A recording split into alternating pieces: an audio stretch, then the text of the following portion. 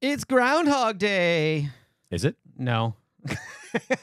Feels like it. But did you? I mean, it's that time of season. But did you watch? Do you watch Groundhog Day when it comes to Groundhog Day? I try to. I haven't been really? able to every year, but I do try to. Oh, I was kind of curious about that. It's such a fantastic film. It is. It is. So I don't know. By the time of this recording, I don't know what he saw, but it could be. We could be reliving this podcast episode. We might be. I think some of our viewers probably think that it's Groundhog Day seeing this actually. So.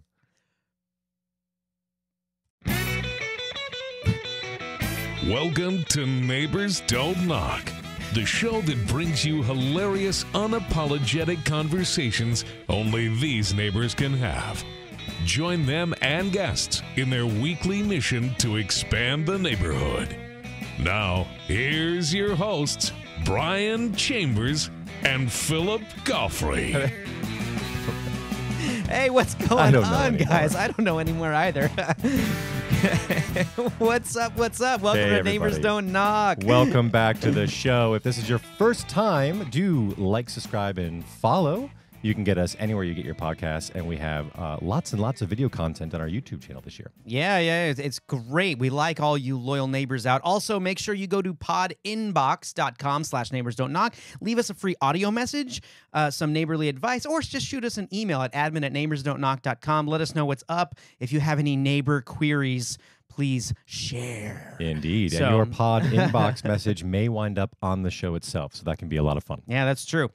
Just ask Julie. What's up, Julie? All right, so before we roll into our topics today, because we're going to get into food delivery services quite in depth a little bit, share some stories that I'm sure everyone has heard about, but we're going to dive into that.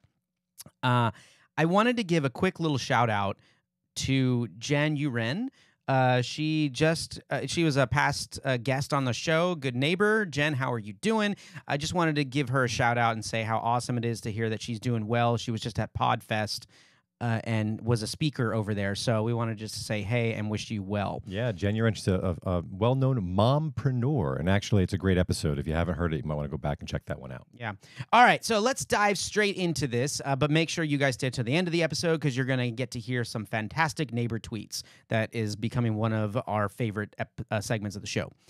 They are fun. They are fun, but we don't want to get ahead of ourselves. So food delivery services, we're going to start here, because it's something that everyone is well versed with now. It's not a, I use this one. I mean, no, there's very distinctive services that you use now. But it's become, I don't want to say it's become a problem, but it's become a point to where I feel a lot of people rely on them way too much. Yeah, so to be clear, we're talking about all of the Uber Eats, the Grubhub, yes. things like that. Okay. Yes, and let me be very clear. I'm talking about the driver services, not the grocery services. Okay. I mean, you could lump them in if you wanted to, like Instacart and other things like that. I think that a lot of the drivers probably do all of the above, sort of like the Uber and Lyft drivers. I'm sure services. they do. I'm specifically looking at the restaurant, like taking food from restaurants and delivering it. Mm-hmm. So versus the grocery store. I feel like that's a little bit different in the sense that they are going to a home, but Sure. but maybe not. So I don't know. just the straight I need lunch delivered to me now kind of exactly. services. Well, let's start here. Do you utilize these services in your household? I do not. You do not, as a rule, or just because it's not? I've never had a good experience. Interesting. With specifically, we can throw out Uber Eats.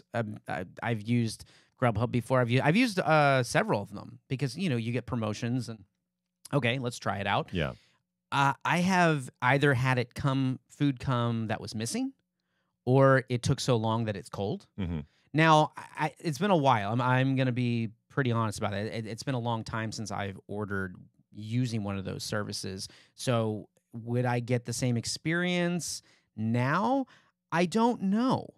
I really don't know. But it wasn't just a one-time thing when I tried this. It was several trials of using their services Sure. that things were missing or wrong or food was cold or the driver was not that great or Do you get a little worried that maybe they messed with your food?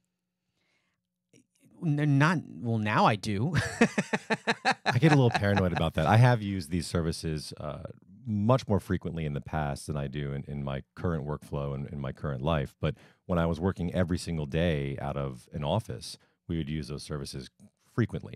The nature of what I do for a living doesn't allow me to leave the desk. I have to eat at the desk. We don't get breaks.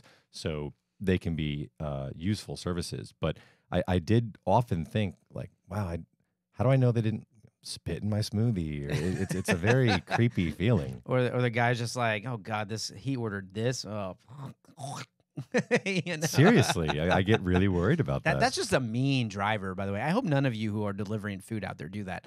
I mean, I'm not arguing that the service is not beneficial to many, but it better be beneficial because they charge you out through the nose for this stuff.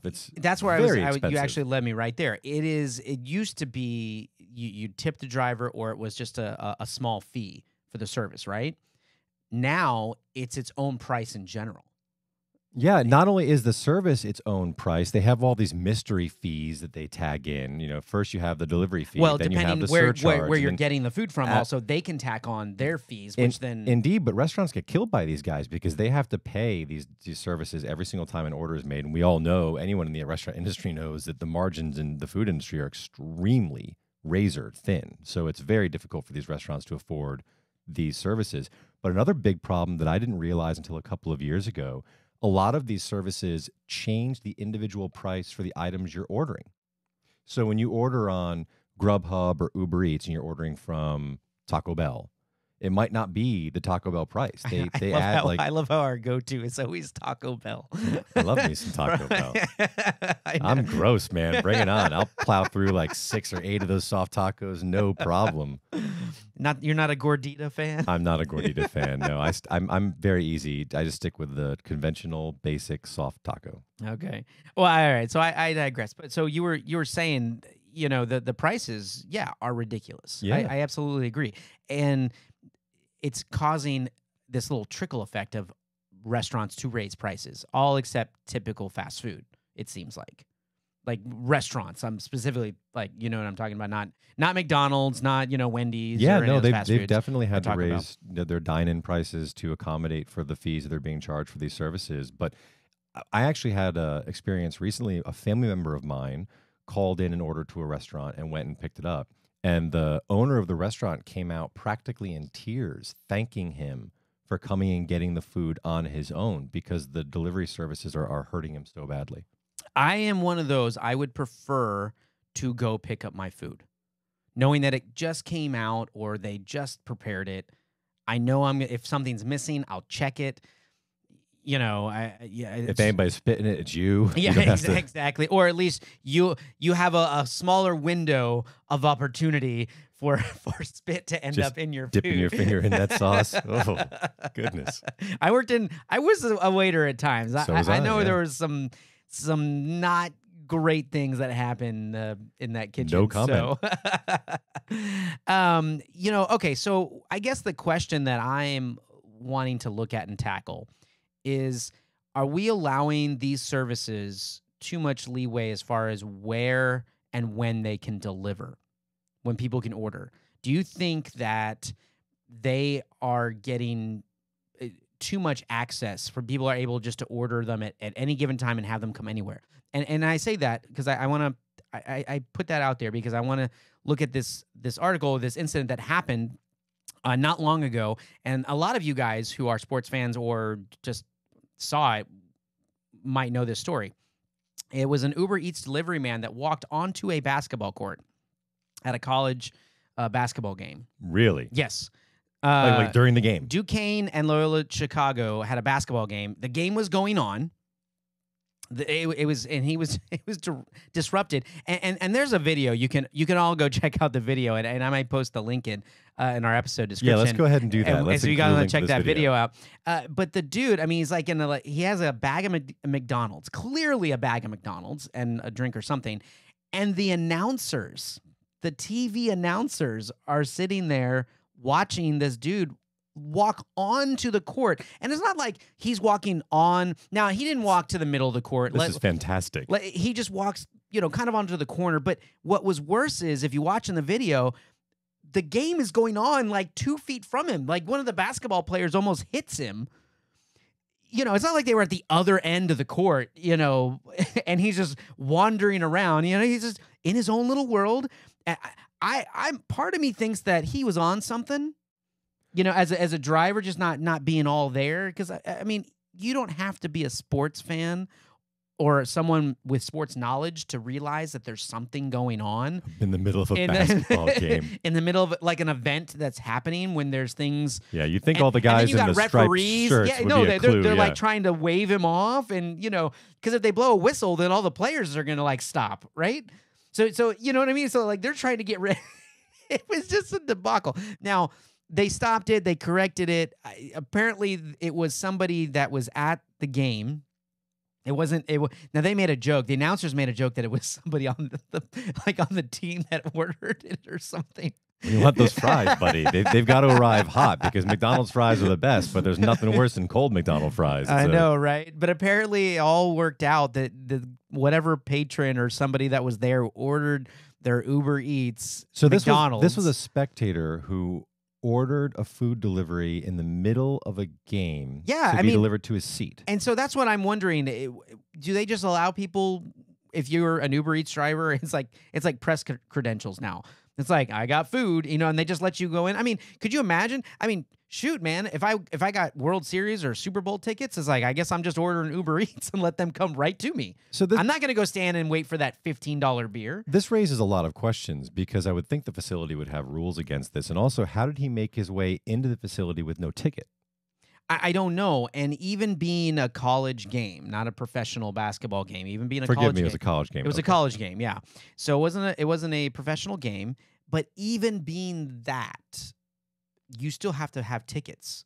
Students still have to scan their IDs or have passes to get in. So these are not free events. Now, maybe if it was considered a free event, which I highly doubt that a televised college basketball game, because that's money. That's money revenue. There's no way that they would just allow that free. No, it's a little mind-blowing. And I guess, correct me if I'm wrong, anybody out there, if that was the case, then I guess there's no issue if it's a free event.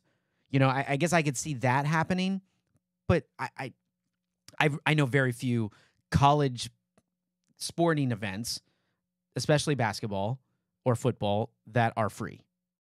This is fascinating. So I think that we can all agree this definitely crosses some really strange lines. First of all, just the audacity of ordering food while you're in your seats at an event and having it delivered to you. That's for the patron, that's a little brazen, if you ask me. But also, in a post 9/11 world where you go through metal detectors and have to have your purses searched and all that for almost every single event of this kind, how is this dude just rolling up with a bag of McDonald's? Like, what's up? I'm here.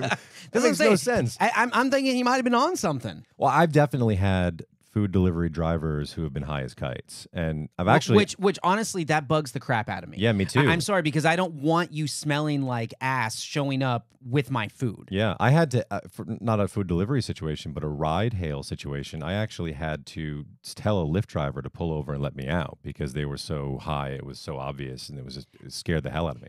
I don't care who you are or what you do on your own time. What you do on your own time and your that's fine. That's your business. But when you are providing a service, take pride a little bit in that service. I'm not against people that smoke weed. Yeah, no judgment. I'm not judging anyone doing that. That doesn't bother me. I'm not going to go back and say that I've never done anything like that. It's not something I still do, and I don't like it anymore. It's not something I want to do anymore. You know what I mean? So and it just, to me, it's a bad taste when someone shows, I mean, I don't know. I'm starting to get really worked up about this because I don't want my food or that to leak. It's like someone who smokes inside your house. Yeah. If you don't smoke and someone comes in and lights a cigarette or a cigar and smokes in your house, it's going to reek and it'll mess with you, man. Like people will feel sick or nauseous, or just it like sinks into your clothes and your furniture and carpets. I've had food delivery show up where the bag itself does smell like either weed or really nasty cigarette smoke, and it's not cool, man. It's the most unappetizing experience. Those are the guys that I would worry about that are spitting in your food and or eating your food. You don't think one of them's ever snuck a fry or a tater tot? I'd have a hard time not sneaking a fry if I were a I mean, food how many delivery. times have you guys got like a fast food fries or something and through a drive-through, had it sitting there next to your seat as you're driving and not resisted taking a fry or something? I would challenge anybody that would be successful of not taking a fry. I'll force myself to get through it, even if it's like piping super hot. You know, you're kind of burning your tongue a little bit. Right? My brain's salt, fat, and sugar.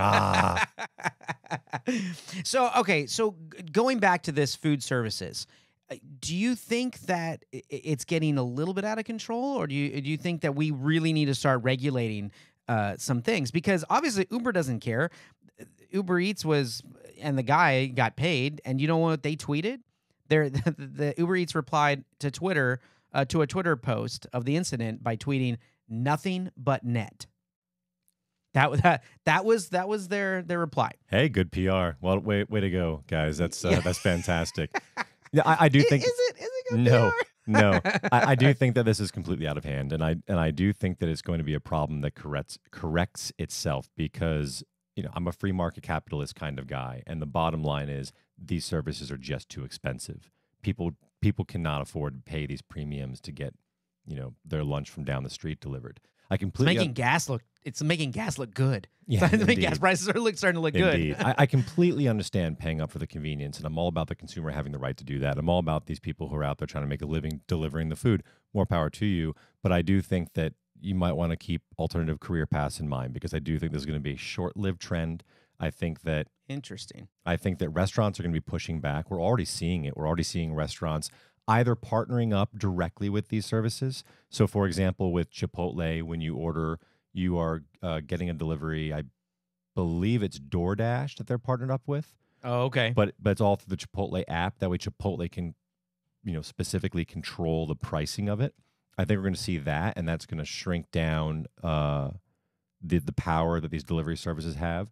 And I think the consumer is going to just realize one day that paying twice the amount practically for whatever meal you're getting is just absurd. Most people do have the time to jump in the car and go grab it. Yeah, no, I'm with you. I think I agree with you. I don't know when we're going to see this shift. You say we're seeing it now. I don't see that at the moment. I'm kind of hoping that it recorrects itself. But let me ask you this: if you were going to use the service, because you've used it more than I have, but if you were, where would be the one place that you would want to try to use a service that might not be what would be the most unconventional place to try to use a food delivery service? That's a really interesting question. It'd be really funny to do it at somebody's private party. Oh, man. So you're at a kid's birthday party or McDonald's something. shows up. With Totally. That'd be really funny. Wendy's Frosty shows Taco up. Bell, baby. Just like shows up in a bag. Oh, that's mine. Sorry, but rings the family's doorbell. That'd be just hilarious. That's a pretty good one, man. I was thinking more public events, kind of like on along what this guy was doing. It's like, where could I get away with that, right? I mean, can you imagine being at like the Houston Rodeo, which is going to be coming up here shortly, which is a big deal here in Houston and Texas. Can you imagine being at the rodeo and having like an Uber or DoorDash guy walking around looking for you, How about somebody's wedding? Oh, wow. How hilarious would that be? Wow. Like, it was chicken or steak. I didn't want either, so I wanted pasta. I had to get Ciro's delivered. I think that'd be absolutely hilarious. What would be even worse, though, is if he delivered it to a wedding and it was right at like the toast moment or the cutting of the cake, and then you got a guy walking around, you're going, George, do I have a George in here? Like it'd be really funny.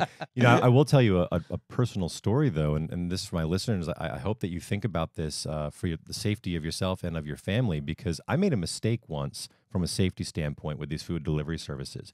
My family and I were on a road trip. We were coming back from the Northeast. I wasn't feeling well, so I wasn't quite thinking things through as I normally do, because you know me, I'm normally a pretty paranoid guy. Well, got it delivered to a rest stop. Those aren't No, good spots. That'd be horrendous.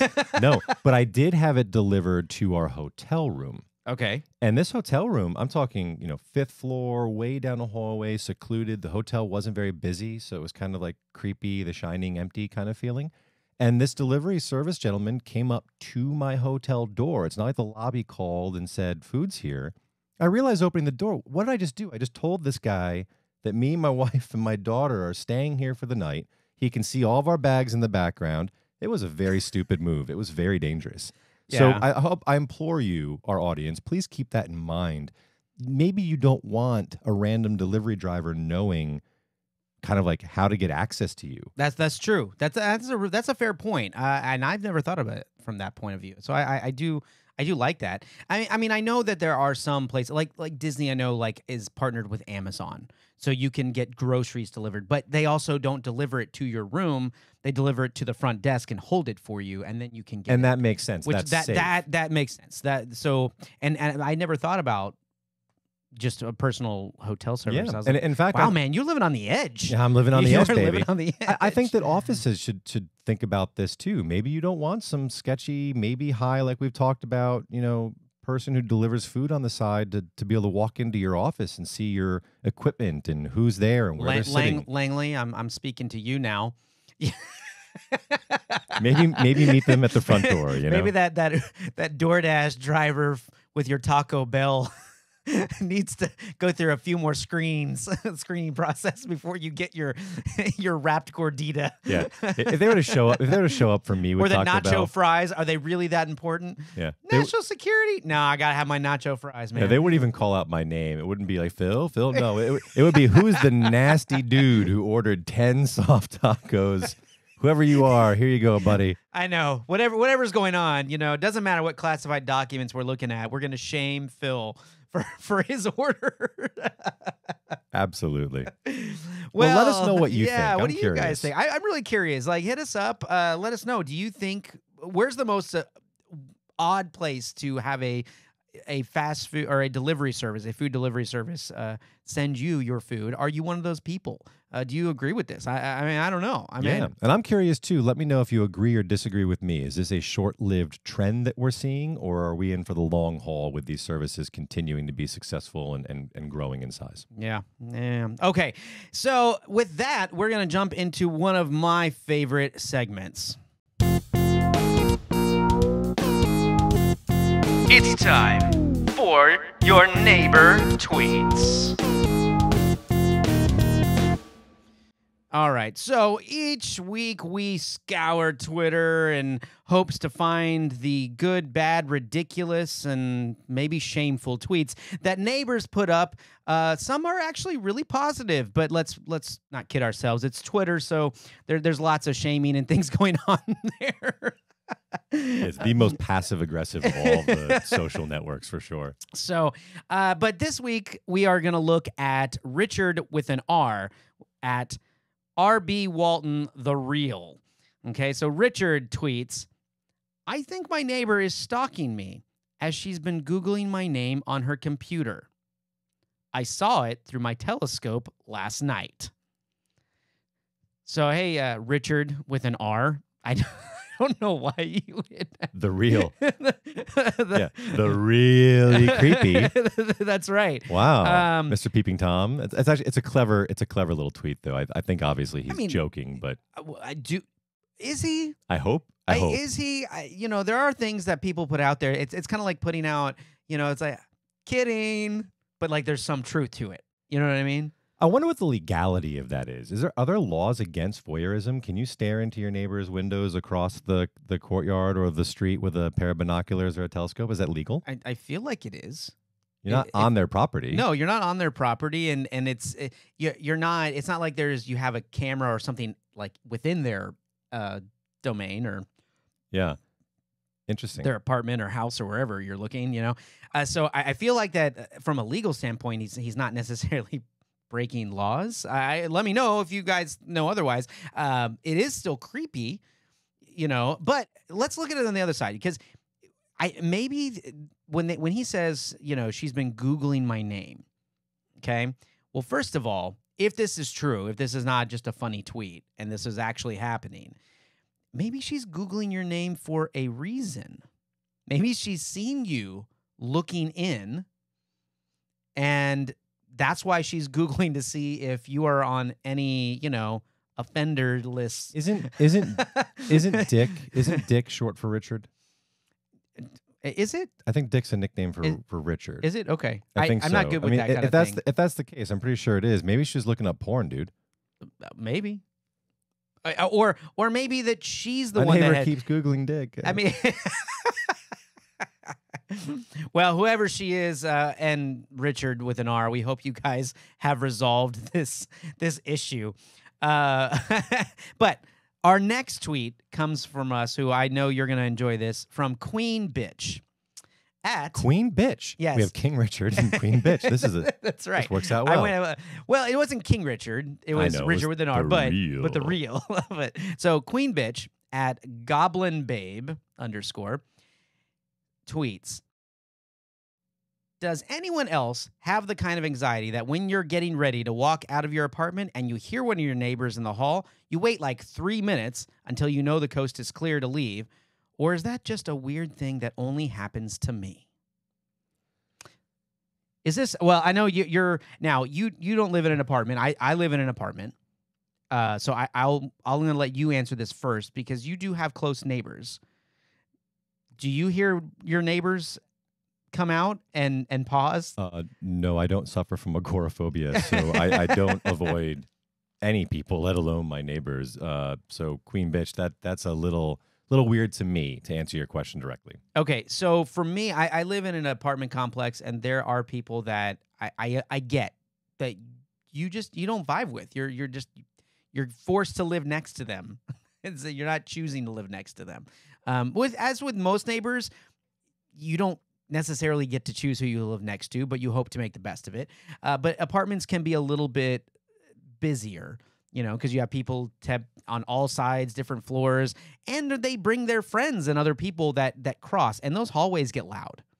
We've heard, I've been sitting in my living room and people walk across, and you would have thought that there was a frat party going on. No, I have lived in apartments before. Yeah, I've lived below people as well. Where you have to hear. Yeah. Oh boy, it's like elephants. Yeah. So I don't have anxiety about that, but I can certainly understand that if there's somebody that you just don't want to face or have to deal with, that you wait. I'm not like that. I've never had anybody like that. I'm kind of just like whatever.